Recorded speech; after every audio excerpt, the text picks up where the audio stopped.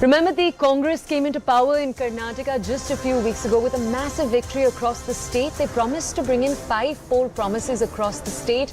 Right now on your screens, you can watch BJP workers gather at Freedom Park in Bengaluru. They're staging a statewide agitation against the Congress government for one of those promises. Essentially, they're saying that the Congress government has added terms and conditions to their pre-poll guarantee promises that they made. Remember, one of the promises that they made was the promise of Griha Jyoti, as it was called, the promise of 200 units of free power. This is something that the Siddaramaiah government had promised would come into flow on Friday. Now, my colleague Akshara is with us to bring us more context. Akshara, when the BJP is saying that the Congress has added terms and conditions to their poll promises, what are they talking about? Well, you see, first during the election campaign, there was no conditions mentioned as such by the Congress party. But right now, taking the financial conditions into consideration, it stated that, the average of every year will be taken into consideration, plus 10 units will be provided. So then the calculation will be done for the 200 units of free electricity. But if it exceeds 200 units of electricity, then once again, they'll have to charge and they'll have to pay the bill. People have to pay the bill. So that's one condition. And this 200 units of free electricity will be available just for one household. It will not be available for any other household, just one connection per household. So that's what the condition states, which is quite reasonable. And now you have the BJP here protesting at the Freedom Park here in Bengaluru, which states that the Congress government, which had promised 200 units, is now providing 80 units. And also BJP is pointing out the fact that there is an increase in the electric tariff, which was recently passed by the Karnataka Electricity Commission, Regulatory Commission, which stated that there will be increase in the 70 paise per unit of electricity. The BJP is stating that it's Congress which is doing this, which is increasing the tariff because they want to provide this 200 units of electricity. But on the other hand, Congress says that it is not passed by the Congress party, but it is passed by the KERC, Karnataka Electricity Regulatory Commission, which was passed during the month of May, even when the election results were not out. Yeah. So this is not what Congress is doing. The BJP is mistaken. So that's what the Congress party is saying. But once again, BJP here states that the Congress party, which is in power now, can object to this and reduce the electricity tariff per unit and ensure that it comes back to normal. So that's what the BJP is saying, and hence they are protesting here at Bengaluru. Yesterday there were multiple protests in different districts, but today it's taking place in the IT city here. Okay, I want to ask you, Akshara, obviously you're surrounded right now by BJP workers who will agree with the protest, but what does the average citizen have to say? Do they think that these terms and conditions added by the Congress are in fact reasonable, or do they agree with the BJP? What have you found? Well, see, when you take into consideration what the Congress is saying, few of the people still unaware about the technicalities of what is being rolled out, and it is while other few find it very reasonable that they can afford to it. But once it's implemented, we will get to know the clear details, how it's being calculated, how it's being done, and many people in rural Karnataka are quite unaware about the technicalities which will be rolled out. But Chief Minister Siddaramaiah made it very clear that this will be used for personal use only and not for any commercial purpose. On the other hand, you also have various other schemes like Bhagya Jyoti and other schemes pertaining to electricity, and all these other schemes are being merged with the Griha Jyoti scheme. That's what the BJP is also pointing out. When you promised to provide 200 units of electricity, you did not promise that, you did not say that all these other schemes regarding the pertaining the electricity and payment of electric bills will not be merged with this particular Griha Jyoti scheme. Then why are you doing it now? So that's one of the question being raised by the BJP. Right, but Akshara, what do citizens have to say? I'm sure you've spoken to citizens over the last few days too. How are they reacting to this?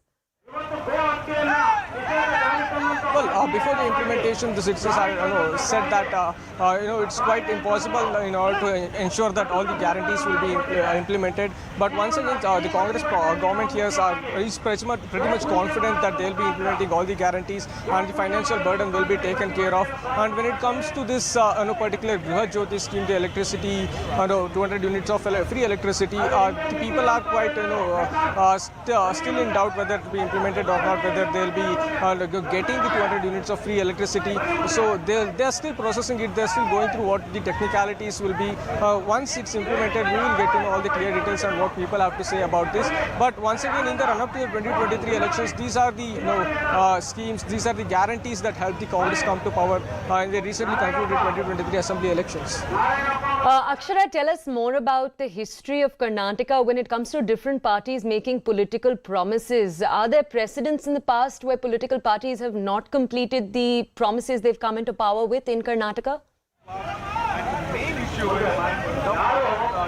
Well, if you take into consideration the previous BJP government, it had made various promises, almost around 600 promises, and most of the promises were yet to be completed or not completed fully. And that's what the BJP also pointed out, stating that 600 promises were made and most of the promises were not being completed fulfilled by the BJP. And the Congress government is unlike the BJP government, Congress government is determined to fulfill all the promises or the anything that have promised in the run-up to the elections. That's what the Congress party is stating. And yes, there is no precedence of any party coming to power fulfilling all the promises in their poll manifesto, completing them and executing them. And yes, so that's been the scenario in the state of Karnataka.